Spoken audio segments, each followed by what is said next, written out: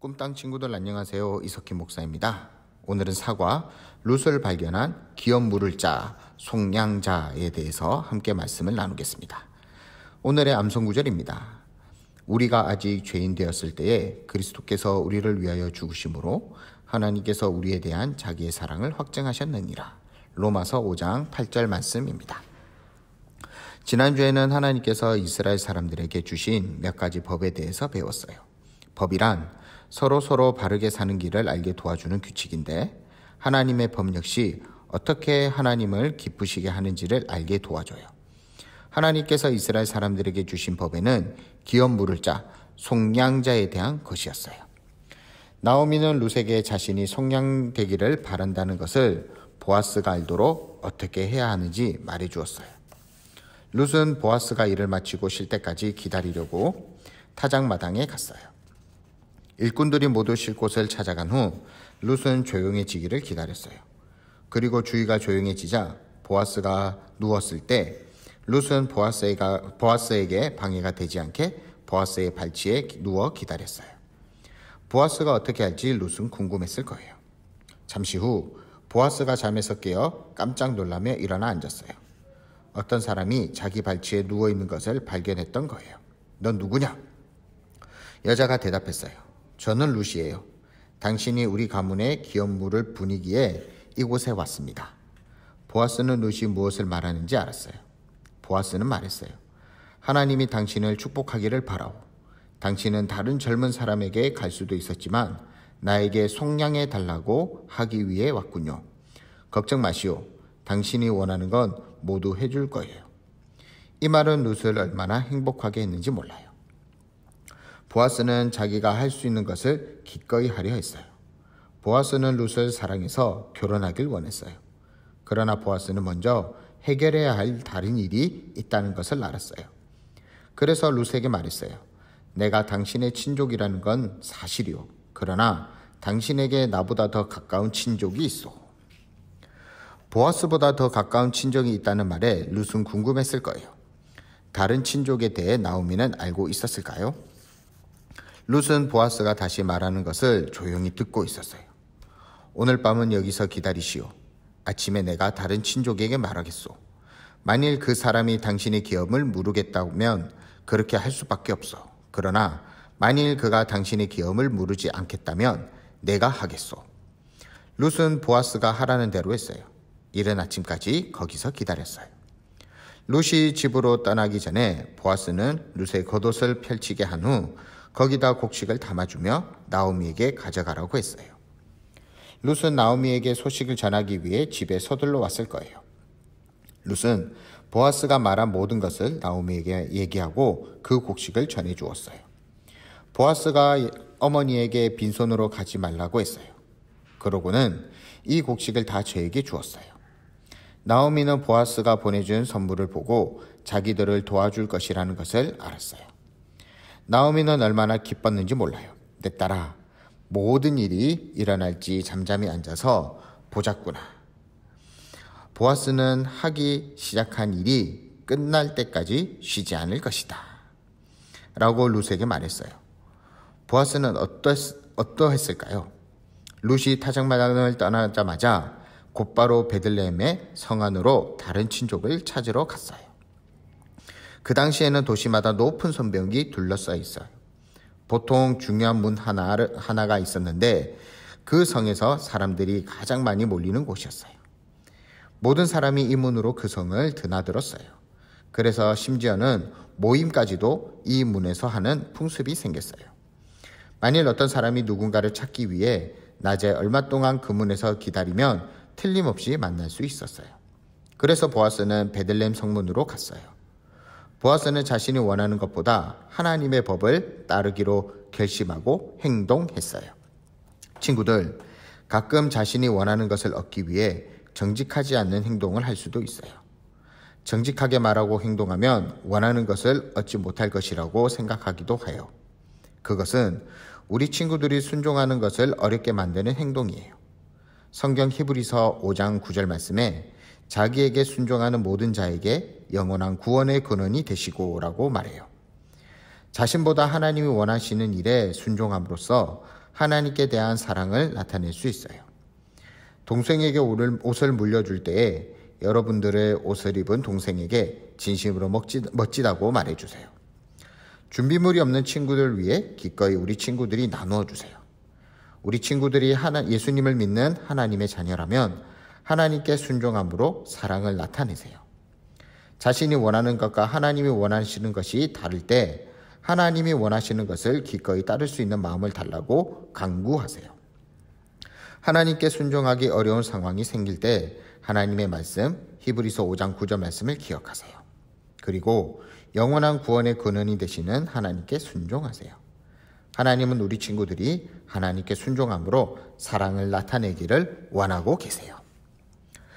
보아스는 성문에 앉아 기다렸어요. 잠시 후 그 다른 친족이 지나가는 게 아니겠어요? 보아스는 그를 불렀어요. 여보게, 이리 와서 앉게. 그 친족이 와서 보아스 곁에 앉았어요. 아마 궁금했을 거예요. 왜 이 부자 친족이 나를 부를까? 그러나 그는 곧 보아스에게 어떤 중요한 일이 있다는 것을 알았어요. 왜냐하면 보아스가 장로 10명을 불렀기 때문이에요. 이 성 안에 있는 사람들을 지도하는 나이 많은 분들을 말이에요. 보아스가 그 사람들을 하나씩 불러 자기와 그 친족과 함께 앉게 했어요. 중요한 일이 생겼을 때는 10사람이 같이 듣게 해서 증인이 되게 하는 것이 이스라엘의 풍습이에요. 이 10사람은 주의 깊게 들었어요. 드디어 보아스는 그 다른 친족에게 말했어요.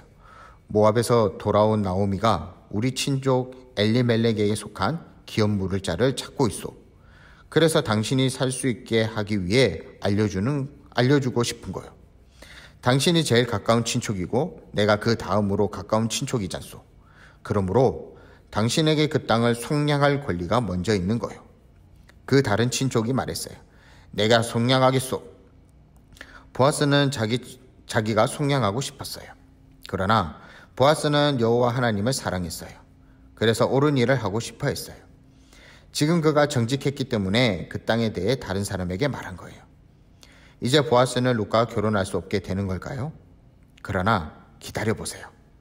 보아스가 뭔가 그 사람에게 말할 게 더 있나 봐요. 친족 속량자에 대한 법이 좀 더 있었어요. 하나님께서는 친족이 그 땅을 사서 그 가문이 보존되기를 바라셨을 뿐만 아니라 그 친족이 죽은 친족의 아내와 결혼해서 그 사람의 이름이 그 가문에서 이어지게 되기를 바라신 거예요. 그래서 보아스는 다른 친족에게 말했어요. 당신이 밭이나 땅을 나오미에게 살 때 엘리멜렉의 죽은 아들의 아내인 룻과도 결혼하여 그 가문이 계속 이어지게 해야 해요. 그 친족은 잠시 아무 말이 없었어요. 그는 땅을 사면 자기 것이 되겠기에 기꺼이 사고 싶었어요. 그러나 룻과 결혼을 하면 자기 땅이 되지 않는 거예요. 그 법은 첫 아들은 죽은 남편의 가문으로 불리며 자란 뒤에 그 재산을 그 아이가 갖게 되는 거예요. 보아스와 그 10명의 장로들은 다른 친족이 어떤 결정을 할 것인지 기다렸어요. 뭔가 중요한 일이 벌어지고 있다는 것을 다른 사람들도 모여들기 시작했어요. 마침내 그 친족이 말했어요. 난 속량하지 않겠소. 당신이 하시오. 그리고 이상한 일이 벌어졌어요. 그 당시 사람들은 증인 앞에서 자기들이 하는 일을 종이에 쓰지 않고 도장을 찍지도 않았어요. 대신 한 사람이 자기 신발을 벗어 다른 사람에게 건네주곤 했어요. 이건 마치 이렇게 말하는 것과 같았어요. 난 당신이 말하는 모든 것에 동의합니다. 당신 뜻대로 되기를 바랍니다. 그 다른 친족이 자기 신발을 벗어 보아스에게 건네주었어요. 드디어 보아스가 룻의 속량자가 되었어요. 10명의 장로들은 증인이 되었어요. 보아스가 그 다른 친족의 신을 들고 10 장로들과 둘러선 사람들에게 말했어요. 엘리멜렉과 기럯과 말론의 모든 것을 내가 나오미에게서 사고 또 죽은 말론의 아내 모압 여인 룻과 결혼하겠소. 여러분이 오늘 내 증인이 되시오. 거기 서 있는 모든 사람들과 그 10명의 장로들이 말했어요. 우리가 증인이요. 여호와께서 당신을 축복하시고 또 룻을 축복하시며 베들레헴에서 유명하게 하시기를 원합니다. 그래요. 베들레헴에서 뭔가 놀라운 일이 일어나고 있었어요. 이 때문에 룻과 보아스의 이름이 성경 말씀의 일부로서 기록되었던 거예요. 하나님께서 이 모든 것을 우리를 위해 성경에 쓰셨어요. 그러나 사람들은 보아스에게 축복했을 때 보아스는 그것이 어떻게 자신과 룻에게 이루어질지 깨닫지 못했어요. 룻은 무엇을 하고 있었나요? 룻은 보아스가 무슨 일이 일어났는지 알려주기만을 집에서 기다리고 있었어요. 룻은 보아스가 곧 자기를 집으로 데려가기 위해 올 거라고 믿고 있었어요. 우리 꿈땅 친구들, 예수님을 믿는 하나님의 자녀라면 하나님께 순종함으로 사랑을 나타내세요. 히브리서 5장 9절 말씀에 자기에게 순종하는 모든 자에게 구원의 근원이 되시고 라고 말씀하세요. 하나님 앞에 순종하기 어려운 상황에서도 히브리서 5장 9절 말씀을 기억하겠어요? 순종하는 마음을 주시도록 하나님께 기도하겠어요? 하나님께 순종하는 모습을 보임으로 하나님께 대한 사랑을 나타내겠어요?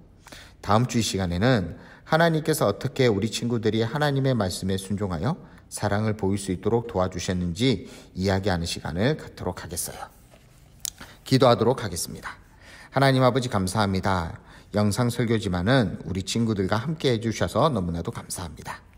룻이 나오미의 말에 순종한 것처럼 우리 꿈땅 친구들도 하나님의 말씀에 순종하는 우리 친구들이 되게 해주시고 그 순종으로 하나님의 사랑을 보이고 나타내는 우리 꿈땅 친구들이 되게 해주세요.